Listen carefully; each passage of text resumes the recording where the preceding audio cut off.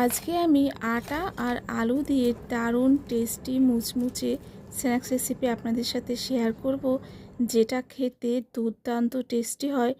সিঙ্গারা থেকে কিন্তু অনেক ভালো হয় এই খাবারটা খেতে। তো চলুন বন্ধুরা, ঝটপট রেসিপিটা শুরু করা যাক। সবার আগে কড়াতে 1 চামচ তেল দিলাম।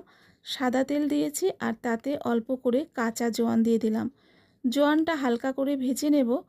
তারপর দিয়ে দিচ্ছি জল। এখানে আমি 2 কাপ জল দিয়ে দিলাম। জলটা দেওয়ার পর দিয়ে দিচ্ছি অল্প করে নুন। নুনটা দিয়ে জলের সাথে মিশিয়ে নিতে হবে। এরপর দিয়ে দিচ্ছি আটা। এখানে আমি 1 কাপ আটা দিলাম আর এই আটা দিয়েই পুরো খাবারটা আমি তৈরি করব। আটাটা দিয়ে অনবরত কিন্তু নাড়তে হবে যতক্ষণ না একটা ডো টাইপের হয়ে যায়। আর এই আটার ডো কিন্তু খুব টাইট হবে না, এটা কিন্তু নরম ডো হবে। সুজি দিয়ে ডো করলে কিন্তু অনেক শক্ত হয়ে যায়, কিন্তু আটা দিয়ে ডো করলে কিন্তু ডোটা নরম হয়। তো এখানে একটা নরম ডো হয়ে গেছে, আমি একটা পাত্রে নামিয়ে নিলাম। আর এখন অনেকটাই গরম আছে, তো সেজন্য আমি চামচ দিয়ে একটু পাতিয়ে নিচ্ছি। আর গরম থাকতে কিন্তু একটু নরম হয়, যখন এটা পুরোপুরি ঠান্ডা হয়ে যাবে তখন কিন্তু একটু টাইট টাইপের হয়ে যাবে। তো আমি পাতিয়ে নিয়ে ঢাকা দিয়ে রাখবো। এই ফাঁকে দুটো সেদ্ধ আলু নিয়েছি। এই সেদ্ধ আলুটাকে আমি ক্রাশার দিয়ে গ্রেট করে নেব। গ্রেট করে নিলে যে কোনো আমাদের স্টাফিং কিন্তু খুব ভালো হয়, কোনো দানা দানা লাম্পস থাকে না। তো আলুটা এখানে গ্রেট করা হয়ে গেছে। এদিকে কড়াতে আমি 1 চামচ মতন তেল দিয়েছি, সাদা তেলই দিয়েছি।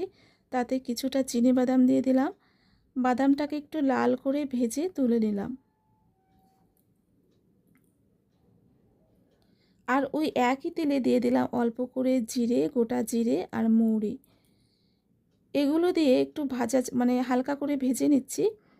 মশলাটা একটু ভাজার পরে অল্প করে 1 চিমটে মতন হলুদ গুঁড়ো আর জিরে গুঁড়ো দিলাম। এই গুঁড়োগুলো দিয়ে একটু নাড়াচাড়া করে আমি এই সেদ্ধ করা আলুটা দিয়ে দিলাম। আর সেদ্ধ করা আলুটা দিয়ে সঙ্গে সঙ্গে কিন্তু নাড়াচাড়া করতে হবে, না হলে যে মশলাগুলো দিয়েছিলাম সেগুলো তাড়াতাড়ি পুড়ে যাবে। তো মোটামুটি আমি আলুর সাথে মশলাটা মিশিয়ে নিলাম। তারপর দিয়ে দিচ্ছি চাট মশলা আর একদম অল্প করে নুন। দিয়ে দিলাম ধনেপাতা কুচি, লঙ্কা কুচি, ঝালটা আপনারা নিজেদের টেস্ট অনুযায়ী অবশ্যই দেবেন। আর দিয়ে দিলাম ভেজে রাখা বাদাম। এখানে কিন্তু আমি লঙ্কার গুঁড়ো দিইনি, আপনারা চাইলে দিতে পারেন। তো সব কিছু ভালো করে মিশিয়ে নেব।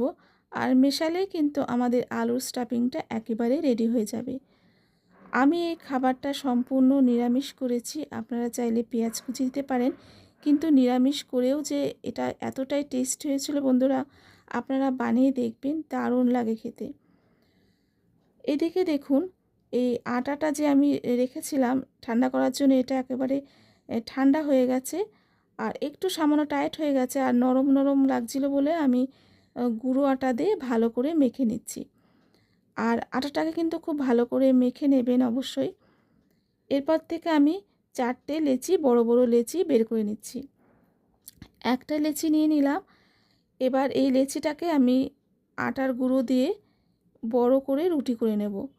আর এই আটার ডোটা যেহেতু নরম, তো সেই জন্যে খুব আলতোভাবে রুটিটাকে বেলতে হবে। নর্মাল যে আমরা আটা মাখা করি সেরকম কিন্তু এটা হবে না। এই আটার ডো কিন্তু নরমই হবে, যেহেতু গরম জল দিয়ে আমরা এটাকে রান্না করে নিয়েছি। তো আলতো হাতে আমি বড় রুটি মতন করে নিলাম, যতটা পাতলা করা যায়।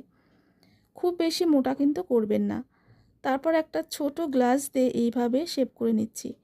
আপনাদের কাছে যদি ছোট সাইজের ধারালো কোনো বাটি থাকে, সেই বাটি দিয়েও কিন্তু এরকম গোল লুচির মতন করে নিতে পারেন। একটু বড় সাইজ হলেও কোনো অসুবিধা নেই। আর সাইডের অংশগুলো আমি তুলে নেব। এগুলো দিয়েও কিন্তু একটা লেচি হয়ে যাবে। এগুলো আমি তুলে নিচ্ছি। এবার আমি আপনাদেরকে একটা বানিয়ে দেখাচ্ছি খাবারগুলো। তো এই লুচিটা নেবেন, তারপর আলুর যে পুরটা এটা লম্বা করে মাঝখানে দিয়ে এরকমভাবে জুড়তে জুড়তে চলে আসবেন। দেখুন, এরকমভাবে জুড়ে দিলেই কিন্তু হয়ে যাবে। একেবারে সিম্পল, আর জোড়ার জন্যে কিন্তু কোনো রকমের জলের দরকার হয় না। তো এইভাবে আমি বানিয়ে নেব। আর একটাও আমি আপনাদেরকে বানিয়ে দেখাচ্ছি। এরকম মাঝখানে আলুটা লম্বা করে দিয়ে দেবেন, তারপর এইভাবে জুড়তে জুড়তে নিচের দিকে চলে আসবেন, তাহলে আমাদের খাবারগুলো একদম হয়ে যাবে। দেখুন কত সিম্পলভাবে হয়ে গেল এগুলো। এইভাবে আমি সব কটা খাবারই তৈরি করে নেব। এখানে আমি সব কটা কিন্তু করিনি, মানে যেটুকু আমার আলুর পুর ছিল সেটুকুই আমি করে নিয়েছি, কারণ আটাটা কিন্তু অনেকটাই ছিল। তো এগুলো ভাজার আগে একটা ব্যাটার তৈরি করে নেব, সেজন্য 2 চামচ আটা নিয়ে নিলাম, তাতে কালো জিরে, চিলি ফ্লেক্স আর ধনে পাতা দিয়ে দিলাম, আর একেবারে সামান্য নুন দিলাম। নুন কিন্তু আপনারা একেবারে সামান্য দেবেন, যেহেতু আটাটা যখন আমরা ডো করে নিয়েছিলাম তখন কিন্তু তাতে নুন দেয়া ছিল। তো শুকনো অবস্থায় মিশিয়ে নিলাম ভালো করে। এরপর অল্প অল্প জল দিয়ে একটা ব্যাটার তৈরি করে নেব। ব্যাটারটা না বেশি গাঢ় হবে না বেশি পাতলা, আপনাদেরকে আমি দেখিয়ে দিচ্ছি ঠিক কেমন হবে। ভালো করে এরকমভাবে গুলে নেবেন। দেখুন এরকমই হবে ব্যাটারটা, না বেশি পাতলা না বেশি মোটা। এবার ভেজে নেব। তো ভাজার জন্য আমি কড়াতে তেল বসিয়েছিলাম প্যানে, আর দেখুন এই ব্যাটারে খাবারগুলো দিয়ে দিলাম। খাবারগুলো দিয়ে এইভাবে ডুবিয়ে নিতে হবে। ডুবিয়ে নিয়ে ডাইরেক্ট তেলের উপরে ছেড়ে দেবেন। এই কাজটা কিন্তু চামচ দিয়েই করবেন, চামচ দিয়ে করলে খুব সুবিধা হবে। এরকমভাবে ব্যাটারে ডুবিয়ে নিয়ে খাবারগুলো ডাইরেক্ট এই তেলের পরে ছেড়ে দেবেন। আর গ্যাসটাকে অবশ্যই আপনারা মিডিয়াম করে রাখবেন, মিডিয়াম টু হাই। আমি এইভাবে নাড়াচাড়া করে নিচ্ছি যাতে এই খাবারের উপরটাও তেলটা মানে পড়ে, যেহেতু আমি এটা শ্যালো ফ্রাই করছি। আপনারা চাইলে খাবারগুলো ডিপ ফ্রাইও করতে পারেন। তো এক সাইডটা যখন পুরোপুরি হয়ে যাবে তারপরে কিন্তু উল্টাবেন, তার আগে কিন্তু উল্টাতে যাবেন না, না হলে কিন্তু এগুলো উল্টাবে না। তো দেখুন এক সাইডটা হয়ে গেছে, তারপর আমি আস্তে করে এগুলো উল্টে দিচ্ছি। আর এই খাবারগুলো বন্ধুরা খেয়ে কোনো রকম অসুবিধা হবে না। মানে বাইরে চপ সিঙ্গারা খেলে সাধারণত মানুষের যেমন গ্যাস অম্বল হয়, এই খাবারগুলো খেলে কিন্তু সেসবের কোনো সমস্যাই হবে না।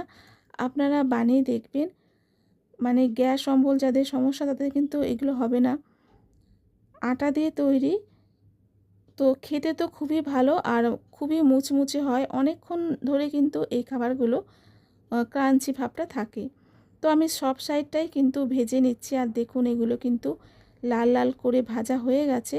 এবার আমি ভালো করে তেল থেকে তেল ঝরিয়ে তুলে নিচ্ছি। আর আওয়াজটা শুনে আপনারা বুঝতেই পারলেন যে এগুলো কতটা ক্রাঞ্চি হয়েছে। আপনাদেরকে আমি আওয়াজটা শোনাচ্ছি, দেখুন কতটা ক্রাঞ্চি হয়েছে। এগুলো অনেকক্ষণ ধরে কিন্তু এই ক্রাঞ্চিনেসটা থাকে। আপনাদেরকে ভেঙেও দেখালাম, দেখুন কেমনভাবে এটা ভেঙে গেল, যেহেতু এটা অনেকটাই ক্রাঞ্চি। আর একটাও আপনাদেরকে আমি ভেঙে দেখাচ্ছি, দেখুন ভিতরটা কতটা সুন্দর পুড়ে ঠাসা। টমেটো কেচাপের সাথে কিন্তু দারুণ লাগে, মিউনিসের সাথেও কিন্তু এই খাবারগুলো খুবই ভালো লাগে। অবশ্যই বাড়িতে আপনারা বানিয়ে দেখবেন বাইরের খাবার না খেয়ে। আজকের রেসিপি যদি আপনাদের ভালো লেগে থাকে তবে একটা লাইক করে দেবেন, আর নতুন হলে সাবস্ক্রাইব করে পাশে থাকবেন। সবাই ভালো থাকবেন, ধন্যবাদ।